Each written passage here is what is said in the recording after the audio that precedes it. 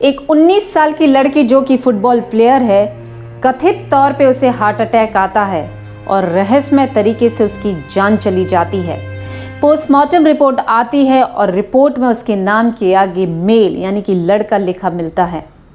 ये रहस्य और गहरा जाता है, क्या किसी लड़की के सीने में एक लड़के का दिल धड़क रहा है।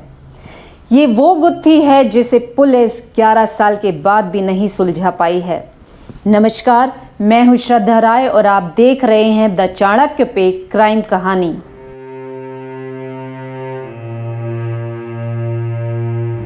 ये केस है अक्टूबर 2012 का, मुंबई के अंधेरी इलाके में रहने वाले हसन परिवार का। हसन परिवार में पति पत्नी और उनके 2 बच्चे, एक लड़का और लड़की सनम। सनम जो अपनी स्कूलिंग मुंबई से करती है और उसके बाद सिम्बायोसिस इंस्टीट्यूट पुणे में फैशन डिज़ाइनिंग का कोर्स करने के लिए चली जाती है। सनम एक फुटबॉल प्लेयर और फिटनेस फ्रीक लड़की जो पढ़ाई के साथ साथ फीनिक्स मॉल में पार्ट टाइम जॉब भी कर रही थी।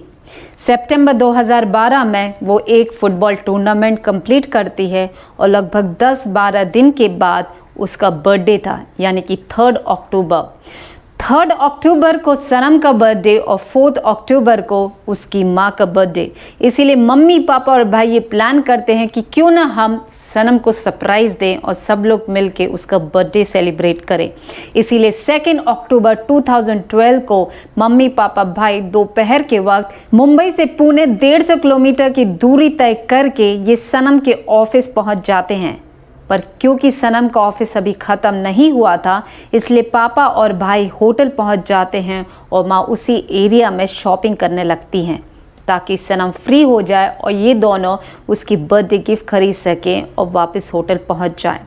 सनम फ्री हो जाती है और माँ बेटी दोनों शॉपिंग करते हैं और दोनों शॉपिंग ख़त्म करके होटल की तरफ जैसे ही निकलती हैं तो सनम के कई फ्रेंड्स के कॉल आना शुरू हो जाते हैं, क्योंकि सनम के फ्रेंड्स ने उसके लिए एक सरप्राइज़ बर्थडे पार्टी प्लान की थी और अब उसके पेरेंट्स भी पुणे पहुंच चुके थे।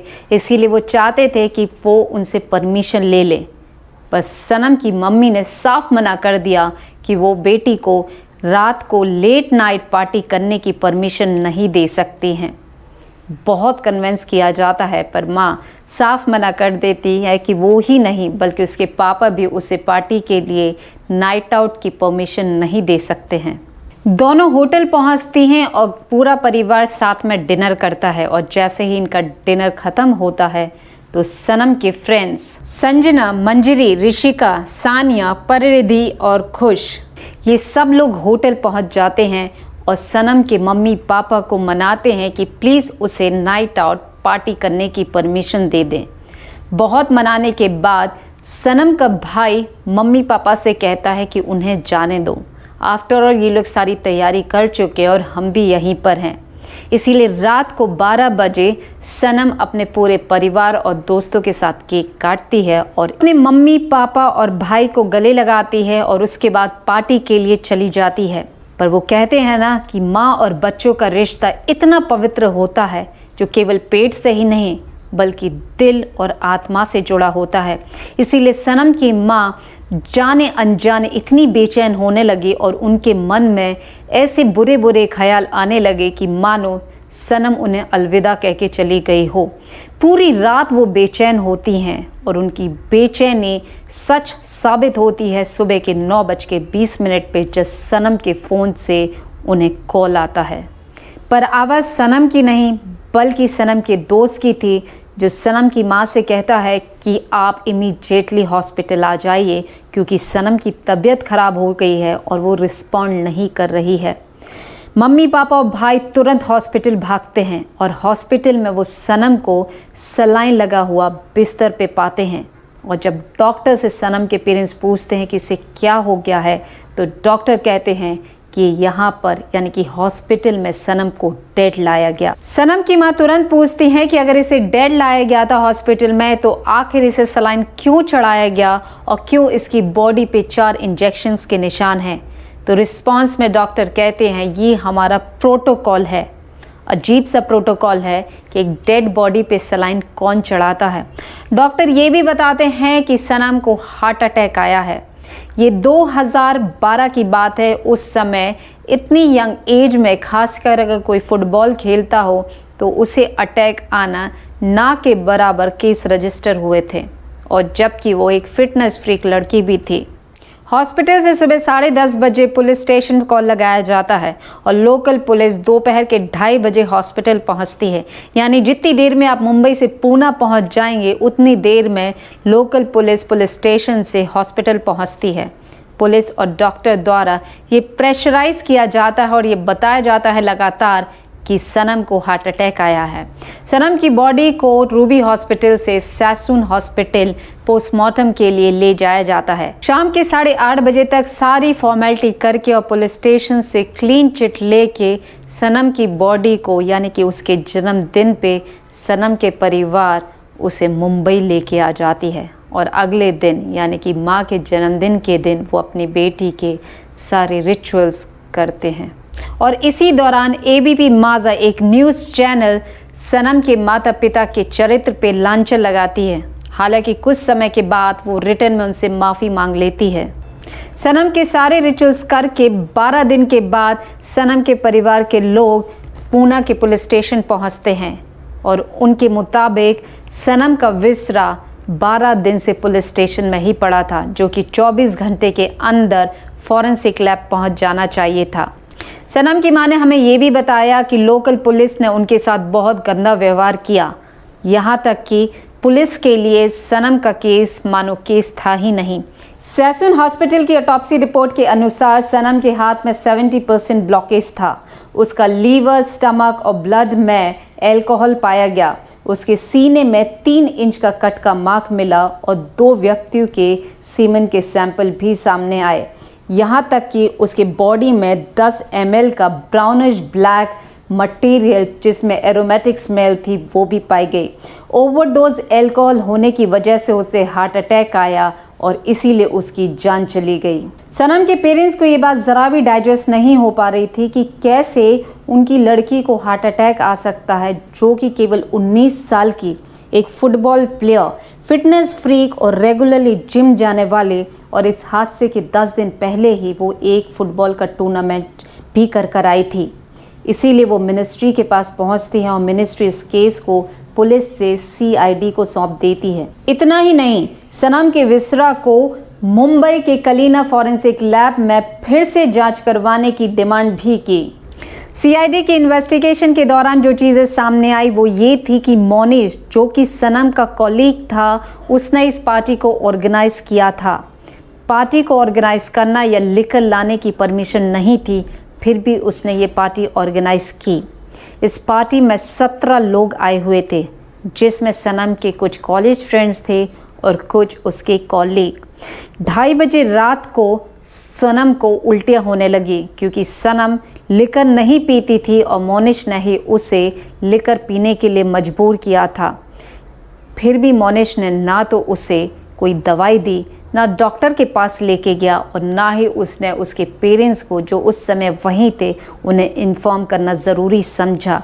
उसे लेमन जूस पिला के उसे आराम करने को कह देता है, और सुबह 8:30 बजे जब सनम नहीं उठती है तो उसे हॉस्पिटल ले जाया जाता है, और जब वो हॉस्पिटल में पहुंचती है तो हॉस्पिटल ऑलरेडी ये कह देते हैं कि फाउंड डेड।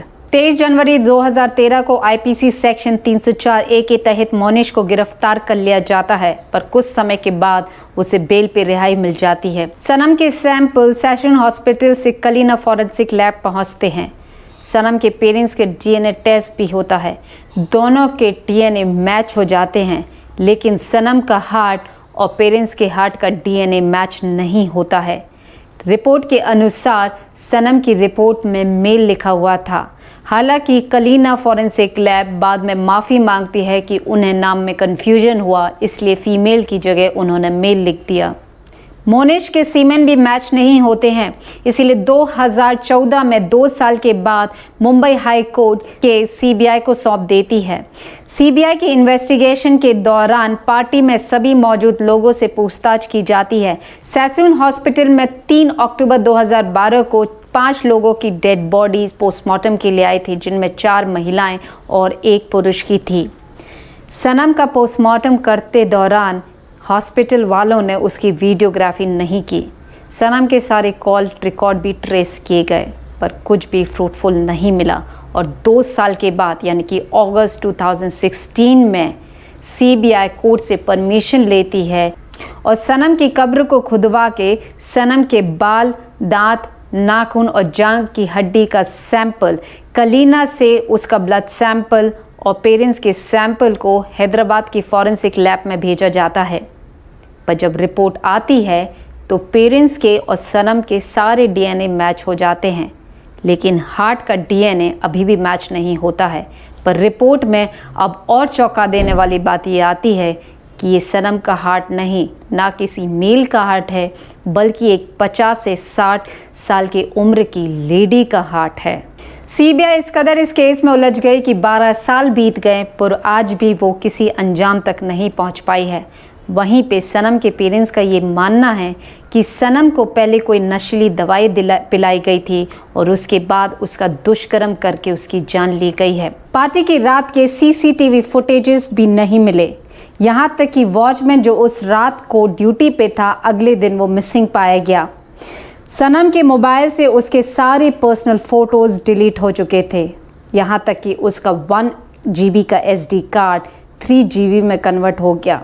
सनम और मोनिश की जो भी पर्सनल चैट थी वो भी डिलीट हो गई, यहाँ तक कि सनम के कॉल डिटेल्स के भी साथ छेड़खानी की गई थी। अब सवाल ये खड़े होते हैं कि हॉस्पिटल में अगर सनम डेथ पहुंची थी तो क्यों उसको सलाइन चढ़ाया गया और इंजेक्शन दिए गए, क्यों पोस्टमार्टम के दौरान उसका वीडियोग्राफी नहीं की गई, क्यों हॉस्पिटल ने ये नैरेटिव चलाया कि एक महिला का नहीं बल्कि एक मेल का हार्ट है या फिर एक बुज़ुर्ग महिला का हार्ट है।